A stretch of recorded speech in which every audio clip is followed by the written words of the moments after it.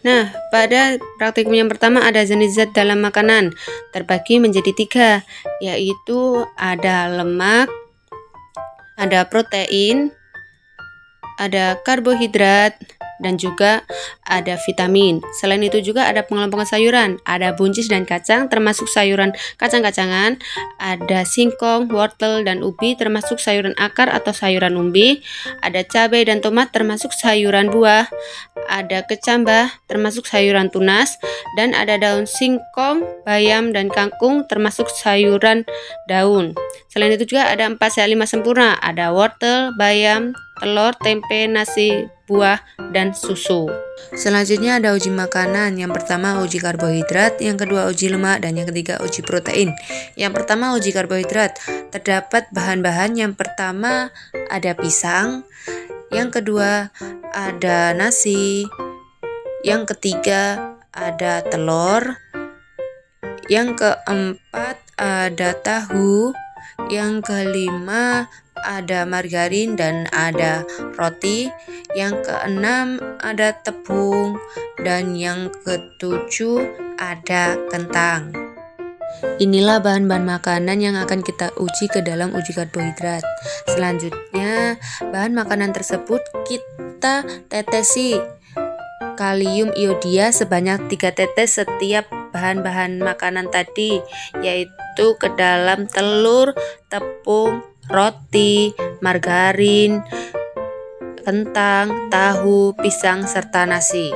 Setelah itu kita akan lihat perubahan yang sudah kita tesin dengan kalium iodia, apakah bahan tersebut termasuk ke dalam uji karbohidrat atau tidak.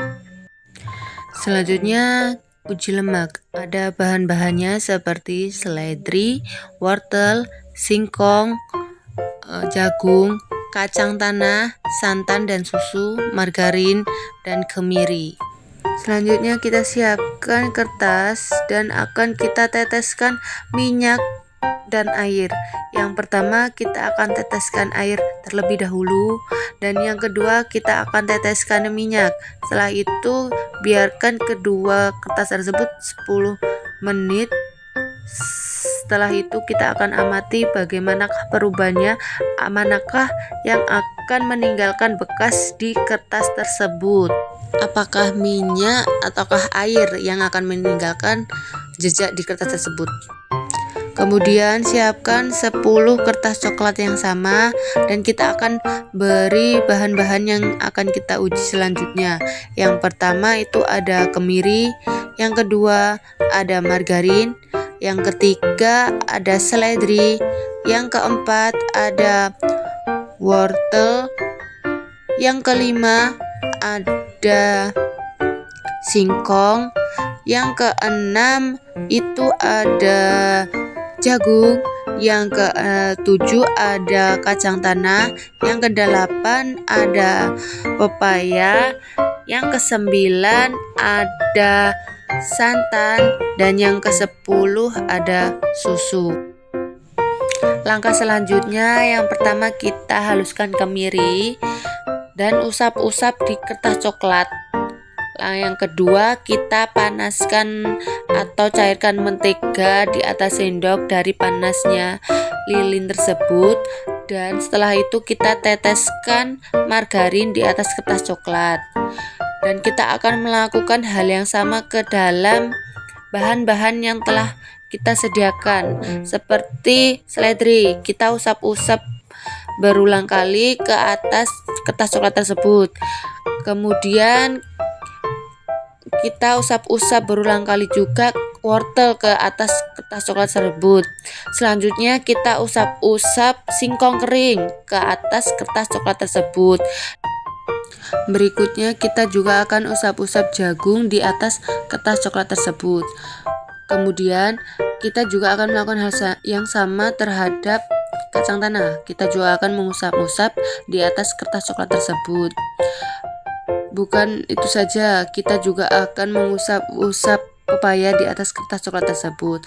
Namun untuk santan dan susu kita akan teteskan 1 tetes di atas kertas coklat tersebut.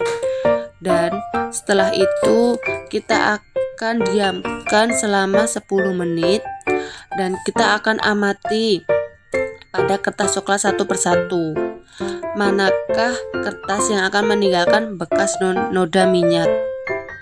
Yang ketiga, uji protein. Adapun bahan-bahannya ada cangkir, alas gelas, penjepit tabung reaksi, lilin, sendok air tembaga sulfat, tepung, kangkung, telur, ayam, seledri, bulu ayam, roti, dan tempe, serta gula pasir. Langkah selanjutnya, nyalakan lilin dan bakar bulu ayam dengan penjepit tabung reaksi dan amati bau yang ditimbulkan. Yang kedua, bakar seledri, apakah sama bau yang ditimbulkan dengan bulu ayam? Yang ketiga, kita membakar sayur kangkung. Yang keempat, kita akan membakar putih telur dengan penjepit tabung reaksi. Yang kelima, kita juga akan membakar roti yang telah dijepit dengan tabung reaksi. Yang keenam, kita akan membakar tempe. Yang ketujuh, kita akan membakar daging ayam. Dan setelah itu kita akan amati bau yang ditimbulkan apakah sama dengan bulu ayam atau bau yang seperti awal. Selanjutnya kita akan menguji dengan menggunakan tembaga sulfat, yaitu dengan cara melarutkan 2 sendok tembaga sulfat ke dalam 1 cangkir air.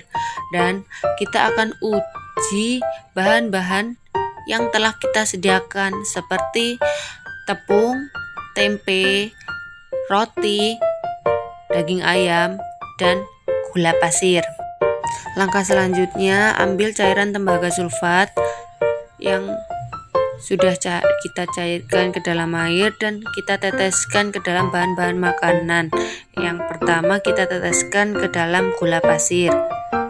Yang kedua, kita akan teteskan ke dalam tepung. Yang ketiga, kita akan teteskan ke dalam tempe. Dan yang keempat, kita akan teteskan ke dalam roti. Yang terakhir, kita akan teteskan ke dalam daging ayam. Dan setelah itu kita akan amati perubahan warna apa yang terjadi pada bahan makanan-makanan tersebut.